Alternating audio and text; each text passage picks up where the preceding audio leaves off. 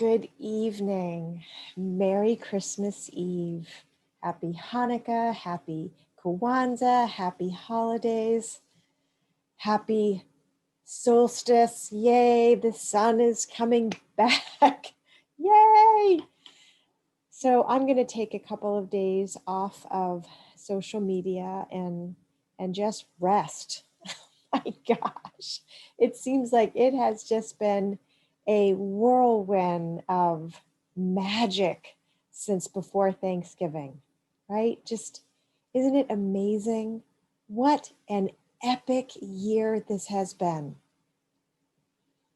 Starting in June with the Maine State Department of Education asking if I would lead their month-long series on child exploitation, education, and awareness. That was such an honor and a privilege to be able to present.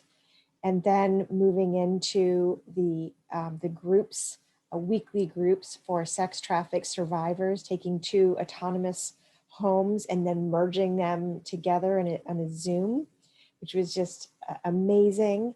I've never done anything like that before, so that was really cool. And then learning what works, what doesn't, working with the Rotary in Old Orchard Beach and then a couple of other volunteers to gather up all the names and contact information for all of the faith-based organizations in Cumberland County, like 300 temples, synagogues, and churches, and offering them a free three-lawyer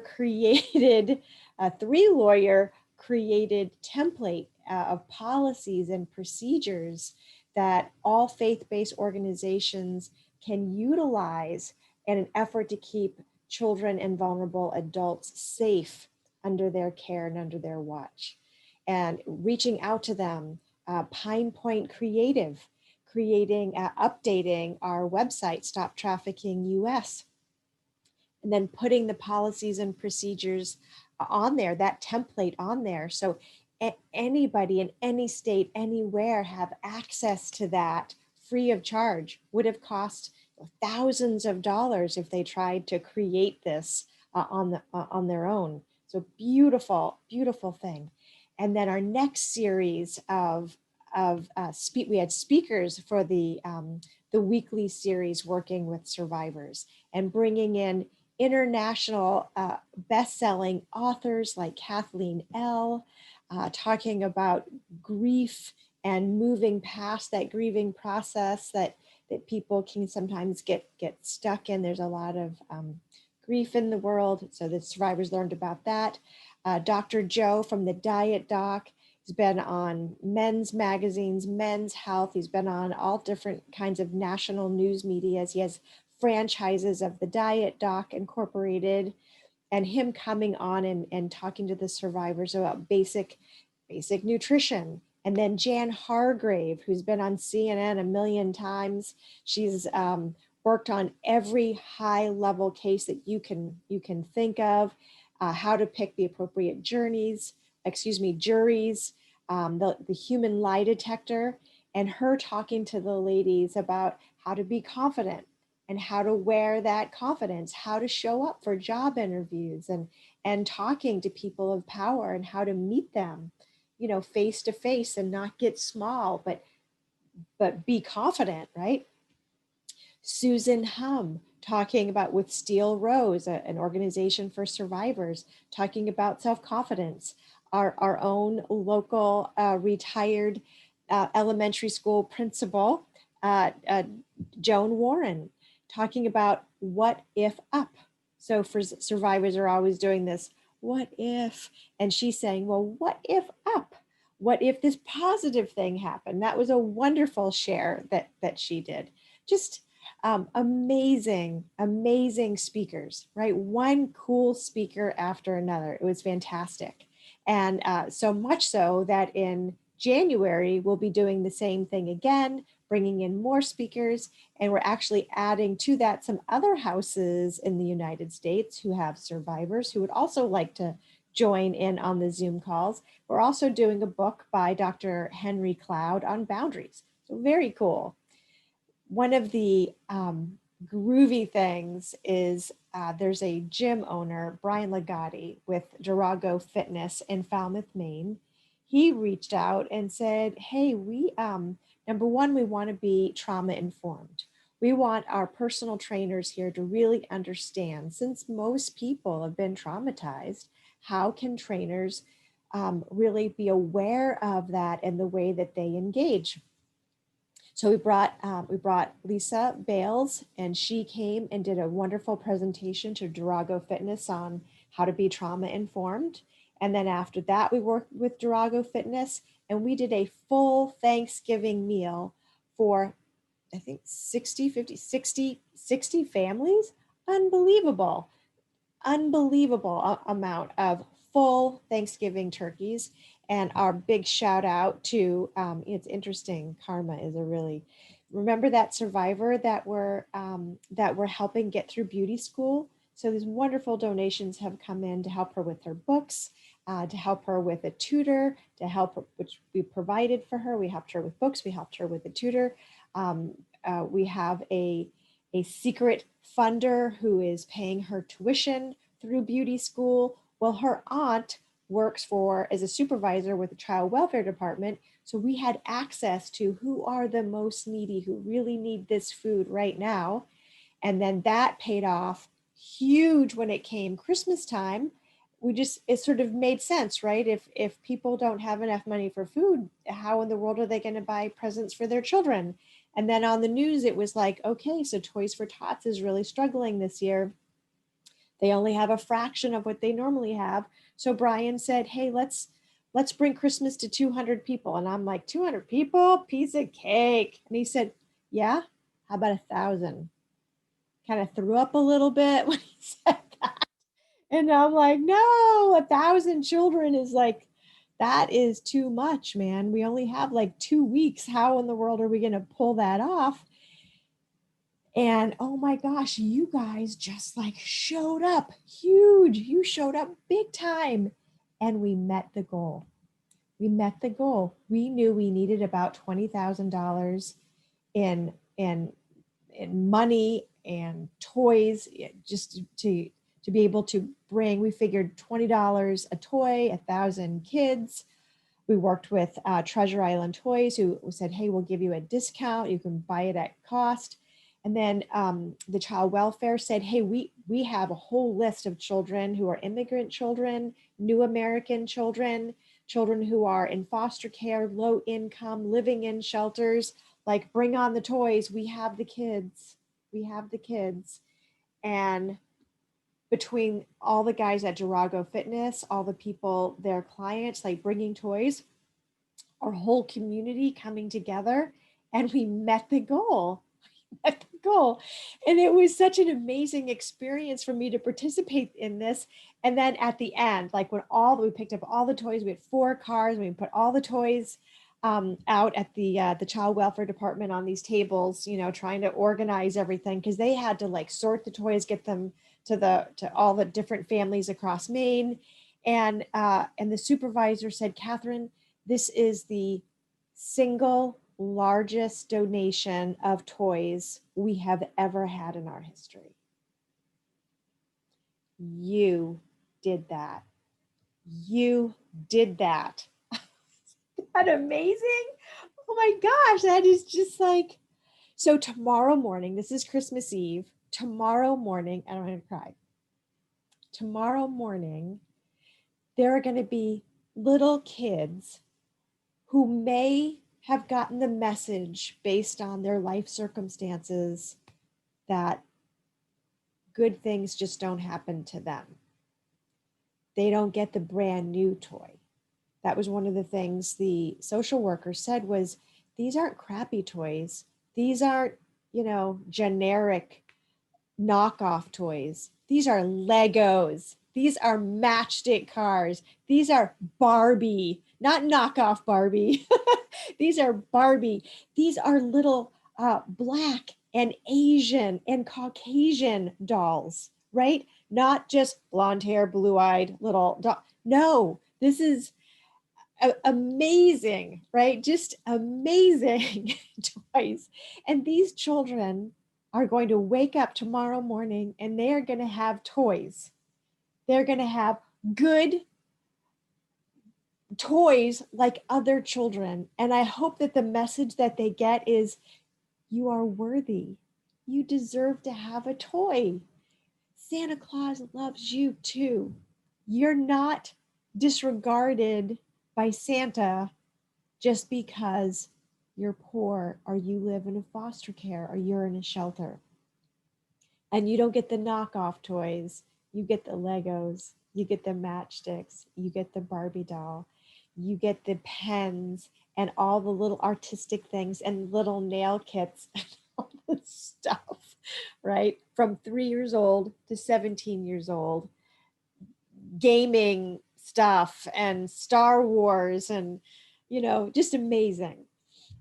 Then let's talk about the survivors that we helped who were in dire needs. Remember that one survivor who has a 10-year-old and the two 8-year-old twins, and the 10-year-old has some issues, and because of his acting out, the landlord had to kick her and the three kids out, and they needed first, last, and security to get moved into a new place. While they got treatment for the 10-year-old, they're trying to find a new place to live. The mom's beside herself, school's about to start, and they were like, what do we do?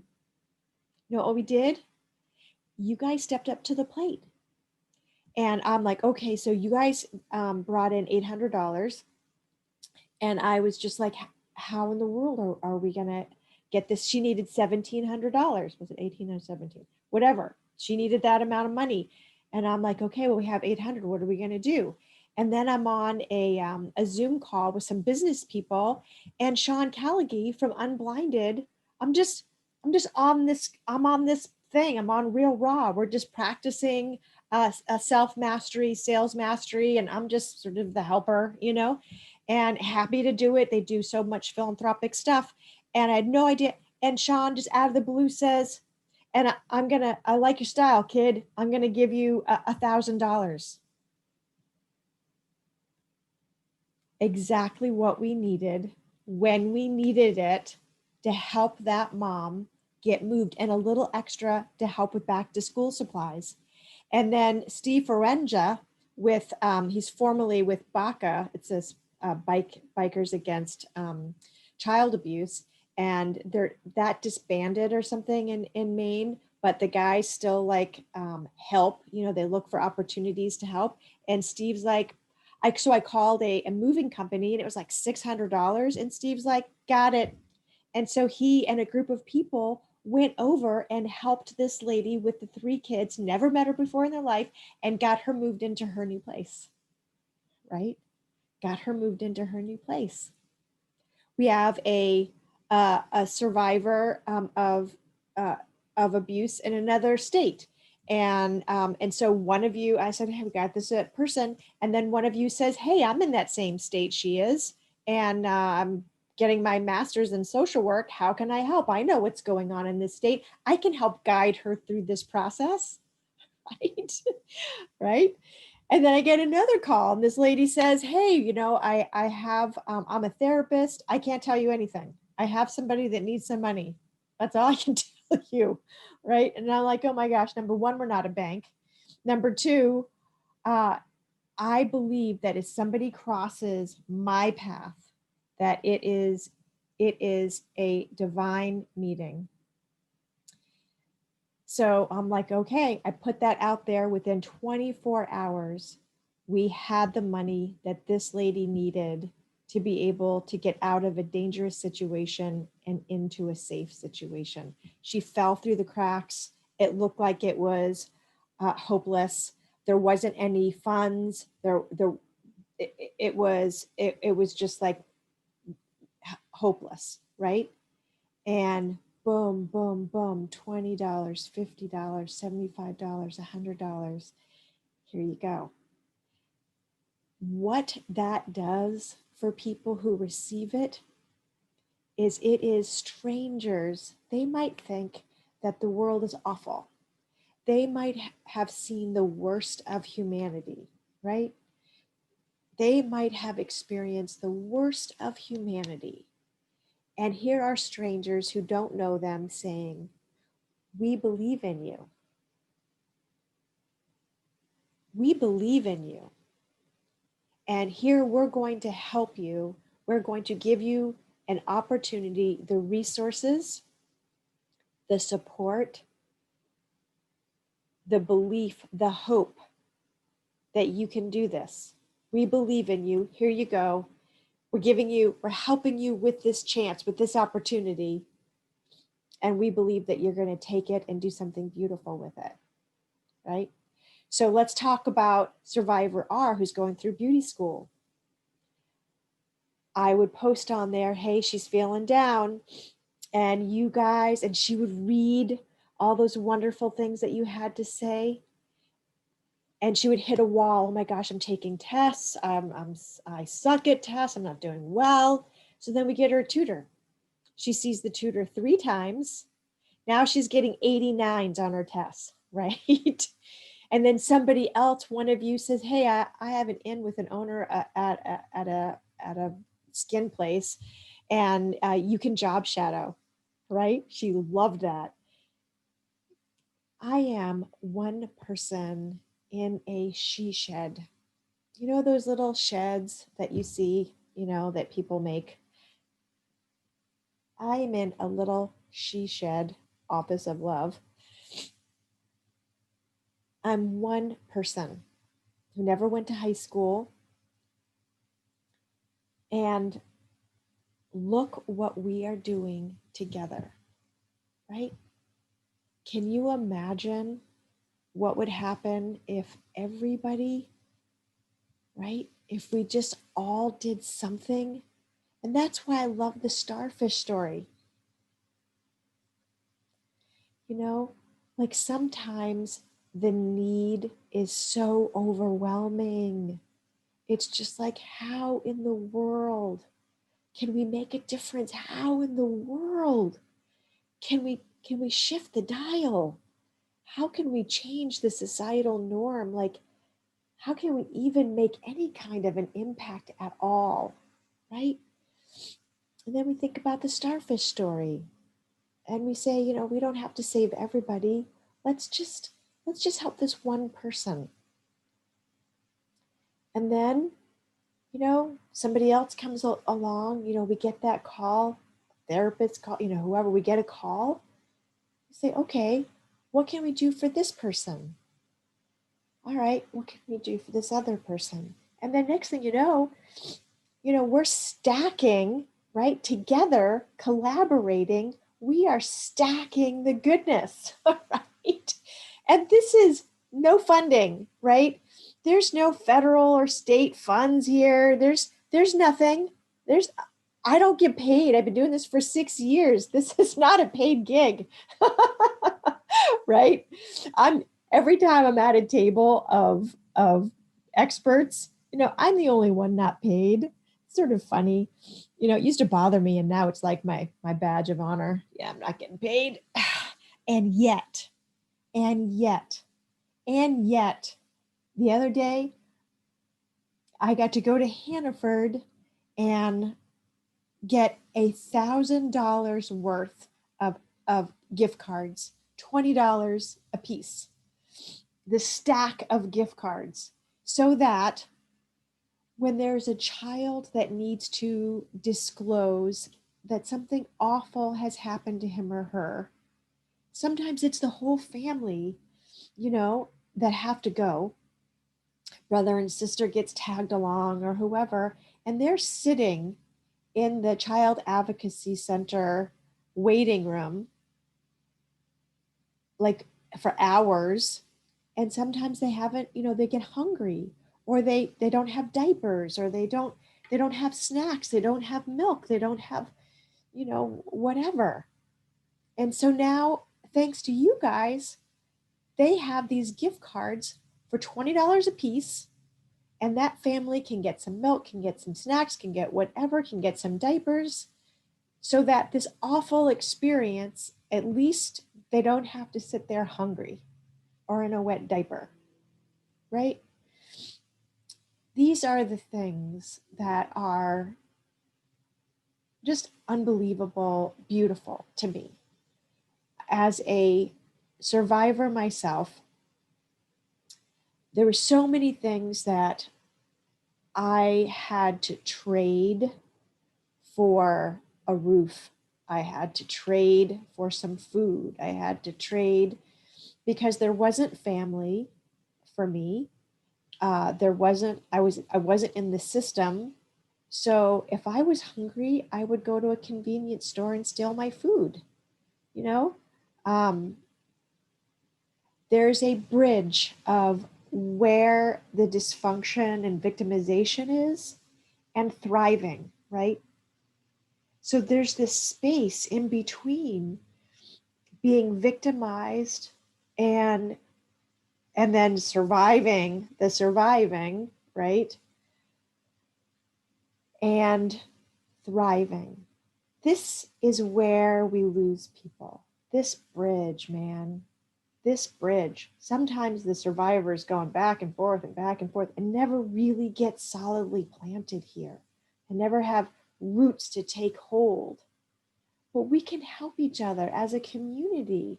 We can say, what does somebody who is starting like way before the starting line, like if, you know, I called it getting up to zero. You know, I had to get up to zero to even start the game, right? And there's so many things that we can do to help. And that is what we have been doing this year, in spite of COVID, in spite of politics and hate and, you know, craziness, right? Every time somebody is on this bridge and we say, look, we can give you a little help. You know, we can be your cheerleaders. We believe in you. Here's a here's rent. Here's some food. Here's a toy. Here's here's some resources. You know, that can make all the difference in the world. That can help make those decisions when you're trying to decide, do I trust somebody or do I just give up on humanity and just, you know, take what I need and do what I have to do and you know, exploit myself, exploit others because who cares anyway? It's hard to do that when there are strangers that are saying, we'll help you. We believe in you. What what we have done together is is amazing. It is amazing. There is no staff. There is no staff. There's just us. There's just us. And what an amazing team we have made. I am so honored that you have entrusted me with your donations, with your trust, and I try to be transparent. Like, I want you to know I'm not some con person. You know, I like to show you the Venmo, see the money, here it's coming in. I'd like you to see the checks. I'm taking a picture of the checks. This is the money that's coming in. Okay, here's the survivor. Here's her hand taking the money. Here's the apartment, right? Staying anonymous, making sure we don't see the children or give an address away. But look, this is the apartment. These are the books. These are the toys.